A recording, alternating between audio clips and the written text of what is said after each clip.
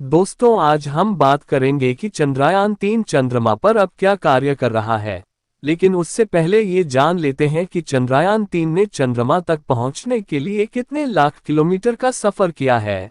चंद्रयान-3 ने 40 दिन में 21 बार पृथ्वी और 120 बार चंद्रमा की परिक्रमा की। चंद्रयान ने चांद तक 3.84 लाख किलोमीटर दूरी तय करने के लिए 55 लाख किलोमीटर की यात्रा की। 2008 में चंद्रयान-1 को लॉन्च किया गया था। इसमें एक प्रोब की क्रैश लैंडिंग कराई गई थी, जिसमें चांद पर पानी के बारे में पता चला। फिर 2019 में चंद्रयान-2 चांद के करीब पहुंचा, लेकिन लैंड नहीं कर पाया। 23 अगस्त 2023 को चंद्रयान-3 चांद पर लैंड कर गया।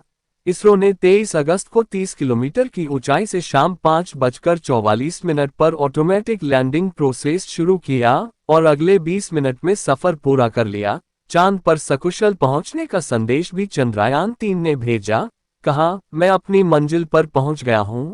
चंद्रयान-3 मिशन 14 दिनों का है। दरअसल चंद्रमा पर 14 दिन तक रात और 14 दिन तक उजाला रहता है। जब यहाँ रात होती है तो तापमान -100 डिग्री सेल्सियस से भी कम हो जाता है। चंद्रयान के लैंडर और रोवर अपने सोलर पैनल्स से पावर जनरेशन कर रहे हैं, इसलिए वो 14 दिन तो पावर जनरेट कर लेंगे, लेकिन रात होने पर पावर जनरेशन प्रोसेस रुक जाएगी। पावर जनरेशन नहीं होगा तो इलेक्ट्रॉनिक्स भयंकर ठंड को झेल नहीं पाएंगे और खराब हो जाएंगे। चंद्रयान-3 के विक्रम लैंडर में लगे चास्टे पेलोड ने चंद्रमा के तापमान से जुड़ा पहला ऑब्जर्वेशन भेजा है।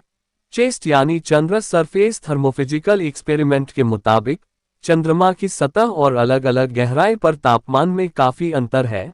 चंद्रमा के साउथ पोल की सतह पर तापमान करीब 50 डिग्री सेल्सियस है, वहीं 80 मिलीमीटर की गहराई में -10 डिग्री सेल्सियस टेम्परेचर रिकॉर्ड किया गया।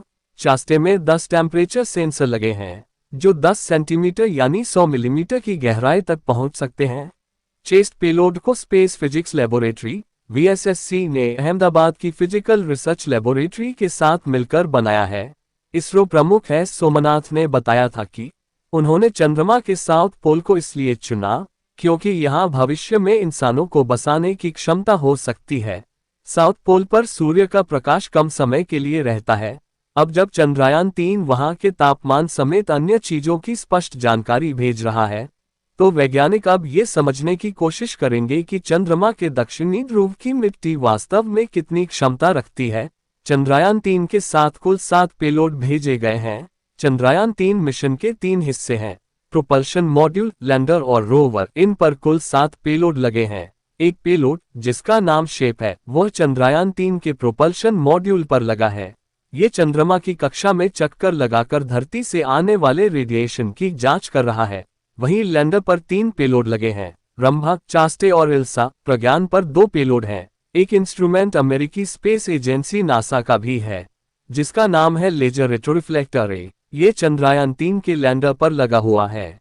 ये चंद्रमा से पृथ्वी की दूरी मापने के काम आता है।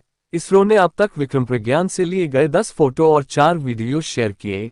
इसरो ने कहा कि चंद्रयान-3 मिशन के 3 उद्देश्य थे, जिनमें से 2 सफलतापूर्वक पूरे हो गए हैं। पहला, चंद्रमा की सतह पर सुरक्षित और सॉफ्ट लैंडिंग। दूसरा, चांद की सतह पर रोवर को चलाने में कामयाब रहे। और तीसरा, चांद की सतह पर वैज्ञानिक परीक्षण फिलहाल चल रहा है। सभी पेलोड सामान्य तरीके से काम कर रहे हैं। तो दोस्तों, अभी के लिए बस इतना ही, और आगे जैसे ही कोई नई जानकारी हमें प्राप्त होती है, तो आपको हमारे चैनल के माध्यम से बता दी जाएगी। दोस्तों, यदि आपको यह वीडियो पसंद आई हो तो वीडियो को लाइक और चैनल को सब्सक्राइब करना ना भूलें। धन्यवाद।